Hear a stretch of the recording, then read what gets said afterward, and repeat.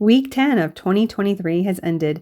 We completed the first full week of March, and I'm here to give our family report on what we've been doing outside on our homestead.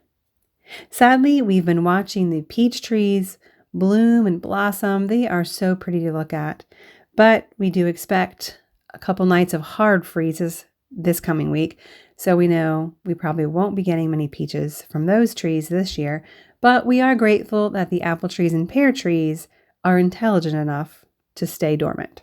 But I suppose God knows what's best because the honeybees have certainly been enjoying the early food.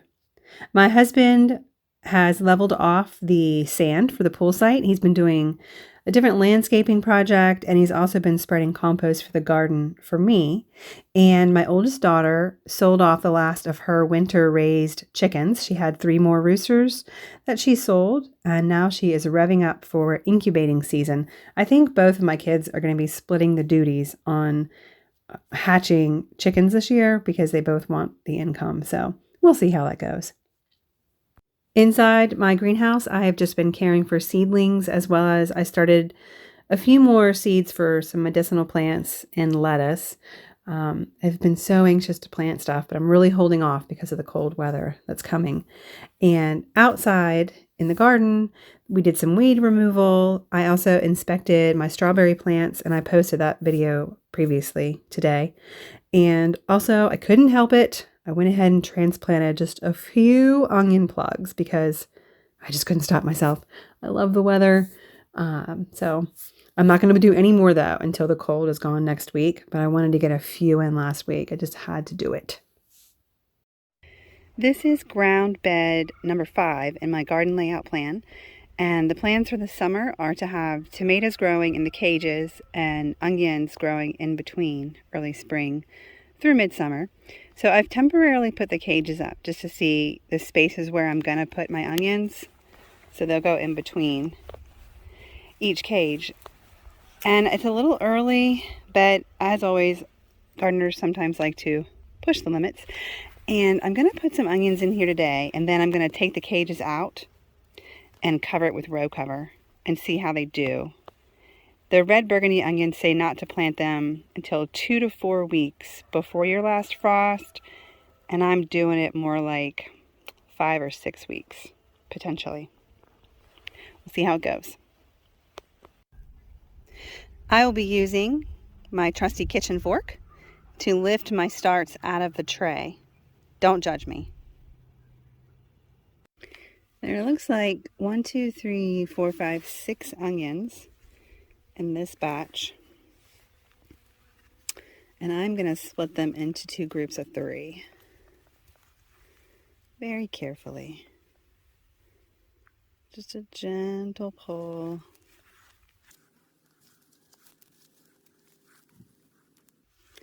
Just get those roots to release from each other. There we go.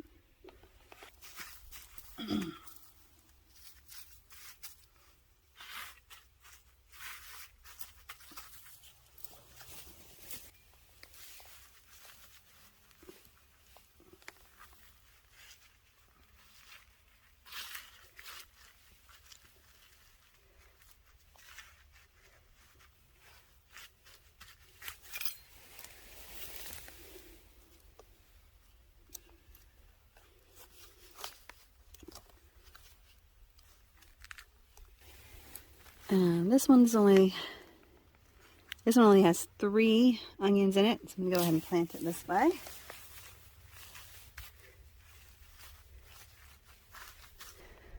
So there are 3 onions between these cages. Well, 3 bunches of onions. They're multi-sown, so they won't get as big as an individual onion planted by itself, but they will grow up together and push away from each other. So you can grow more onions in less space. And I'm really not looking for giant onions most of the time anyway, because once you cut an onion, you really want to use the whole thing. I don't ever put leftover onions in the fridge unless I really, really have to. And if I do that, then it's in a glass container.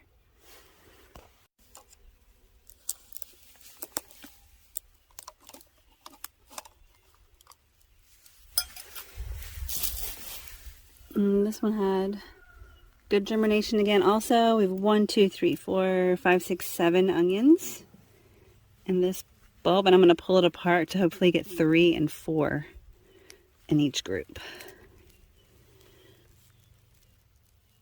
Very gently, they just come right apart.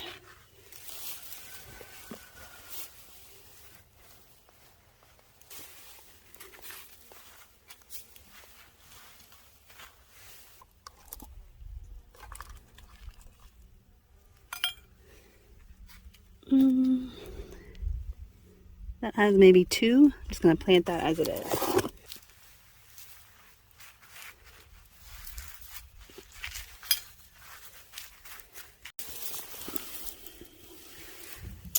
This bunch looks like it has around 8 onions in it, and there's no good dividing line, so I'm just going to try to work it apart and see what I can get. If I have to, I can plant them all individually.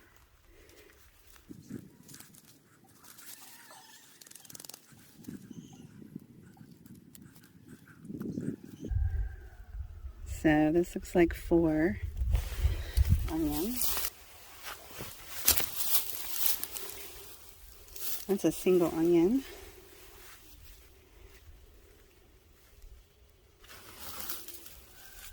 See how you can see the little bulbs already starting to swell a little bit at the bottom?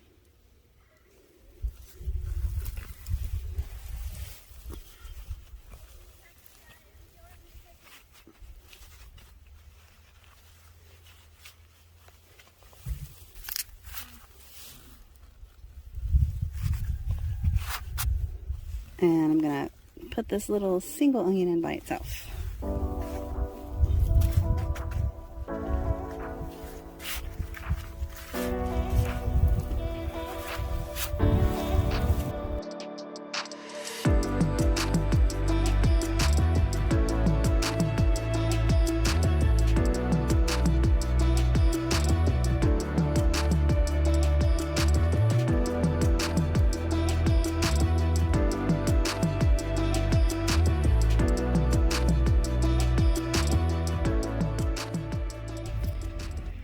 All right, these onions are watered and covered. We do have a night possibly in the mid to low 20s next week. We'll see how these do. At the most, these will only be covered for a month, and I won't be putting the tomatoes in until the 1st of May at the soonest. And today is Thursday, March 9th. And then there is the weekly spinach and kale harvest from my overwintered plants. I will leave you again this week with a closing thought from Pastor Stephen Bohr of Secrets Unsealed, and encourage you, as always, to live joyfully. If you are alive today, then be thankful and make the most of that gift. How we should be detectives in the study, particularly of the prophetic books of the Bible. They're not easy reading. You know, the reason why people don't want to study these books is because it takes effort. People want everything easy these days. They want everything masticated. You know, you go to television, the scenes change, and the mind of man has developed a point where all they're interested in is the superficial and the quick. You know, satisfy me now. The Bible cannot be studied that way. It takes effort, it takes time, it takes prayer. It takes principles in order to understand what prophecy is trying to teach us. And so I hope that if you don't get anything out of this class, that at least you get one thing, and that is that we have to study, we have to search the Scriptures. Jesus did not say, read the Scriptures, although we're supposed to read them. He said, search the Scriptures, for in them you think you have eternal life. And they are they which testify of me. And by the way, prophecy testifies of Jesus because it tells us that He will have the last word, and those that are with Him will be saved along with Him.